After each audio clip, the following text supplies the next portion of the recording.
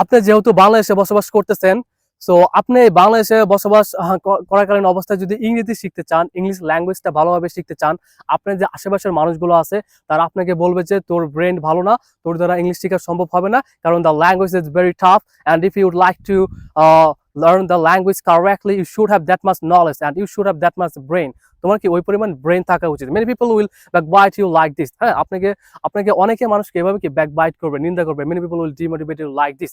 But if you listen to people, আপনি যদি মানুষের কথা শুনেন, you won't be able to win in the journey of learning English. আপনি আপনার ইংলিশ শেখার জার্নি থেকে উইন করতে পারবেন না। But if one you can win in the journey of learning English, at the time you will be unique than others. ওই সময় কি আপনি অন্যদের তুলনায় ইউনিক হবেন যদি আপনি এই ইংলিশ শেখার জার্নিটি কি জয়ী হতে পারেন।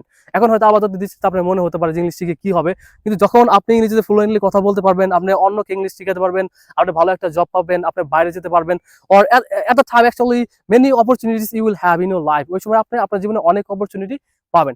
সো আপনার যদি এরকম ধৈর্য থাকে 3 মাস 3-4 মাস আপনি যদি বেসিক ক্লিয়ার করে ইংলিশটা শিখতে চান, তাহলে আমাকে অবশ্যই নক দিবেন। এরকম অনেকে আছে তারা 3-4-5 বছর ইংলিশ শেখার পিছনে সময় নষ্ট করে বিভিন্ন র্যান্ডম ভিডিও দেখে ইউটিউব থেকে, কিন্তু ইংলিশটা শিখতে পারে না। কারণ কি, ওখানে তো কোশ্চেন করতে পারে না, আর কোশ্চেন না করতে পারলে তো বেসিক ক্লিয়ার হবে না। বেসিক ক্লিয়ার করে 3-4 মাসে ইংলিশ শেখা যায়। আর যদি আপনি এভাবে না শেখেন তাহলে বছরের পর বছর চেষ্টা করবেন, ইংলিশটা শিখতে পারবেন না। তো আপনারা কেউ যদি শিখতে চান অবশ্যই আমার সাথে যোগাযোগ করবেন।